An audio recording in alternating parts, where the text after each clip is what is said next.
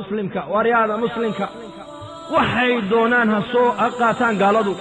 ninka muslimka waxa ilaahay siiyay quwad caalamka oo dhan hadii loo barbar dhigaan u dhigmay quwa ilaaqa ma Allah siirada kullama siirada akhir asxaabu rasuul maxay haystaan caalamka marka la eego quwadda ay gaaladu haystaan ya asxaabtu waxay haystaan asxaabtu waxba ma hay laakiin sila billahi bay lahaayeen ilaaqa ma Allah درسي أنا يكقاتين خاتم الأنبياء يكقاتين